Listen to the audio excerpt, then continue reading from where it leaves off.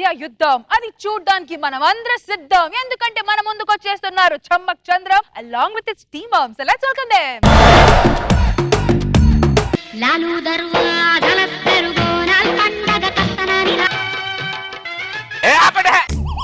ఏందే ఇద్దరు కలిసి నాకు పుంగి బజాయిస్తున్నారు? సారీ అత్త. అత్త మాతో డాన్స్ చేస్తుంది, అత్త మాతో కలివిడిగా ఉంటుంది. మేం చేసినా ఏం చేసినా అత్త ఏమనుకుంది అనుకుంటున్నారే?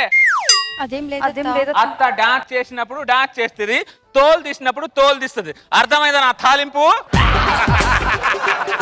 అది అవునే. మీ ఇద్దరు నడుములు ఏమైనా స్ప్రింగులు ఉన్నాయి? హో తెగ ఊపేస్తున్నారు నడుముని.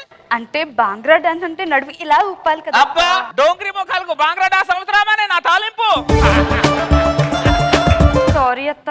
మూసుకొని ఇంట్లోకి వెళ్ళండి, లేకపోతే ఇద్దరు నడుములు తాలింపేయాల్సి వస్తుంది. వెళ్ళండి. ఈ కోడళ్ళు మామూలు తాలింపులు కాదు. మనం ముందే తాలింపేసా అనుకో మూలను కూర్చుంటారు, లేకపోతే తర్వాత మనకు తాలింపేస్తారు వాళ్ళు. నన్ను పెళ్లి చేసుకోక ముందు నవలలు రాసేవాడు, నన్ను చేసుకున్న తర్వాత రామకోటి రాస్తున్నాడు. నీది మామూలు తాలింపానే? నోరు రామ రామ రామ రామ. అబ్బా మీ నక్క వినయాలు మామూలు వినయాలు కాదు తాలింపు మీ ఇద్దరి. భయం లేని కోడి బజార్లపై గుడ్డు పెట్టిందంట. ఎప్పుడో విన్నారా సామెత?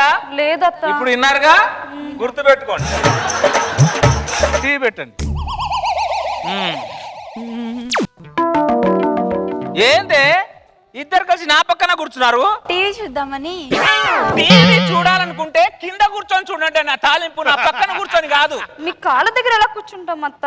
ఆ రోజుల్లో మా అత్త నన్ను కాళ్ళ దగ్గర కూడా రానియలే. మీకైనా ఆ ఛాన్స్ ఇచ్చినా నేను, అర్థమైందా? మీ జనరేషన్ వేరు, మా జనరేషన్. ఏ జనరేషన్ లోనైనా కాకరకాయ సేదుగానే ఉంటది, చక్కెర తీయగానే ఉంటది నా తాలింపు. పురుగులు పడి పోతావు. ఇన్నా అంటే పొలానికి పురుగు పట్టిందట, ఎక్కువ పురుగు మందు కొట్టమని చెప్తున్నా. ఏదైనా పురుగుల మందు మిగిలితే కొద్దిగా ఇంటికి తెమ్మను. ఎందుకు రామా? నీకు కొడదామని రామా. రామ రామ.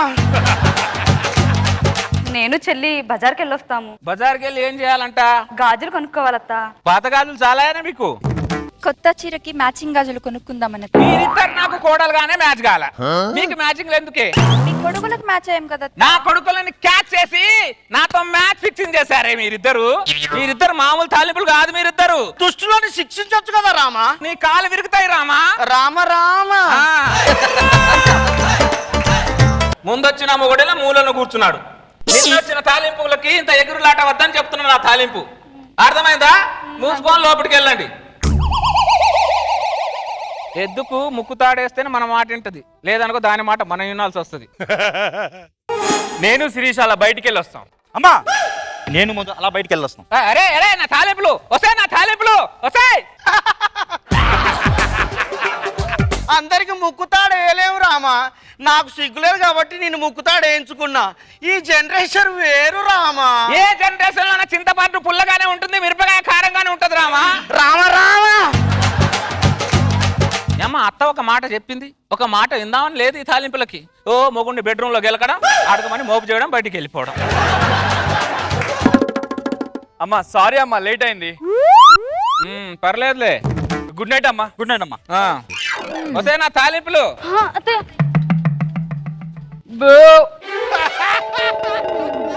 బేవా బయటికి పోయి బిర్యానీ తిన్నారే?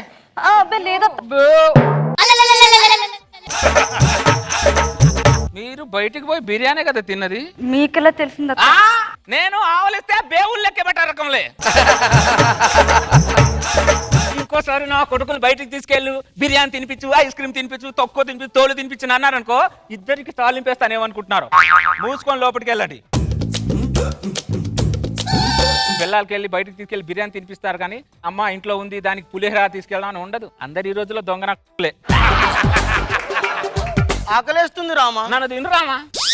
నాకే లేక మోచేయి నాకుతుంటే ఇంకోటి చరికాలు నాకాడంట. అమ్మా శిరీష వాళ్ళ ఫ్రెండ్ బర్త్డే ఫంక్షన్కి వెళ్ళి వస్తాం. ఎవరిని తగిలిస్తే కరెక్ట్ ఉంటుందో వాళ్ళనే తగిలించావు రామా. నువ్వు మూయి రామా, లేకపోతే నిన్ను అగ్గులో పెట్టి తగల పెడతాను రామా. రామ రామ. చూడు బిడ్డ, పిల్లాన్ని ఎప్పుడు సంకలో పెట్టుకొని తిరగద్దురా.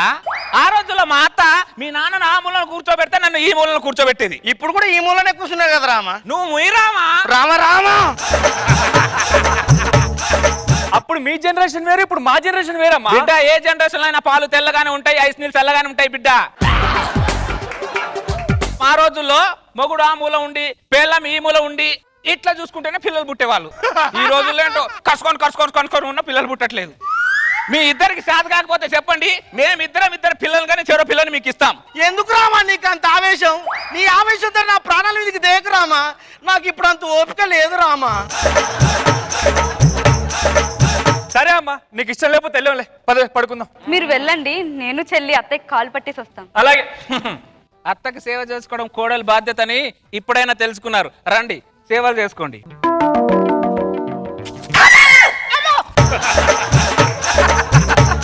ఏందే నా మెడలో పిసుకుతారా మీరు? ఎంత ధైర్యమే మీకు బిడ్డ? బిడ్డ బిడ్డ గుడ్డ శపాష్ రామా, ఈ రోజు కోసం నేను ఎదురు చూస్తున్నాను రామా. నువ్వు రామా, దాని మెడ పిసికినా దాని బల్బు తగ్గదు రామా. గాజులు కొనుక్కోవాలన్నా డబ్బులు నిన్నే అడగాలి, పువ్వులు కొనుక్కోవాలన్నా డబ్బులు నిన్నే అడగాలి. అవును 30 సంవత్సరాలు చేస్తున్నావు పెత్తనం, ఇంకా చాలదానే? ఇంకా చేస్తాను.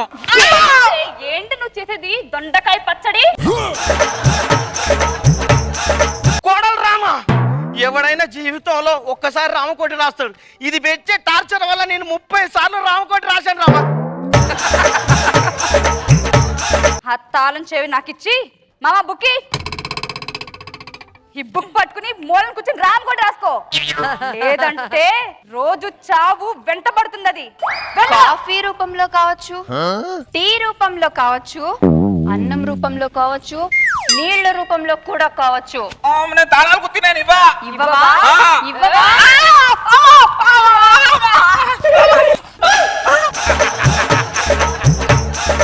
ఏంటే ఇంకా పడుకోలేదు?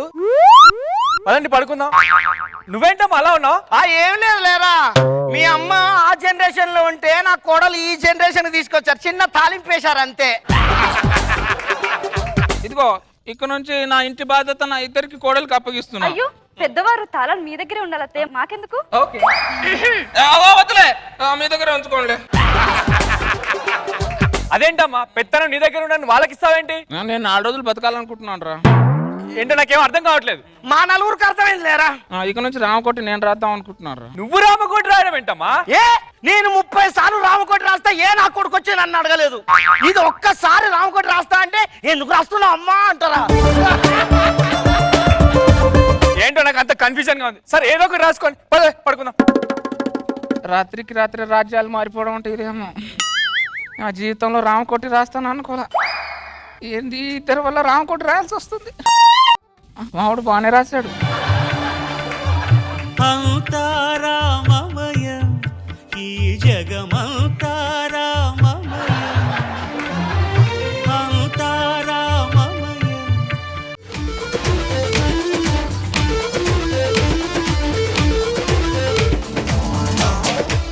Let's start with Nagababu sir. బాగుంది వాళ్ళు కూడా రావటం. ఇప్పుడు ఈ మగవాళ్ళు ఆడవాళ్ళు వేసిన చుట్టం చచ్చిపోయి ఇప్పుడు కొత్తగా చూడటానికి రిఫ్రెషింగ్ గా ఉంది కదా సార్? అసలు కళ్ళు ప్రశాంతంగా ఉన్నాయి. మేము ఆడవేషం వేస్తుంటే అది మరీ దరిద్రంగా ఉన్నాం సార్. జీవన్ మరీ దారుణం బాబు.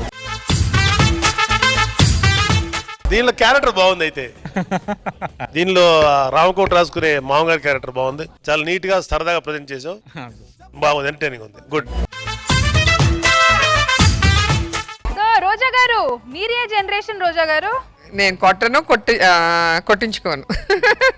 కానీ పాపం చంద్ర లాస్ట్ లో సరెండర్ అయితేనే బాధ అనిపించింది. ఎందుకంటే నాకు అస్సలు చంద్ర నచ్చలేదు. ఎప్పుడు టాప్ లో చూసి ఎంత కోడళ్ళు ఎంత పవర్ఫుల్ అయినా కూడా మీరు వంగితే చూడలేకపోయాం. అండ్ ఇద్దరు చాలా చక్కగా చేశారు, బాగుంది. Thank you madam. Very nice.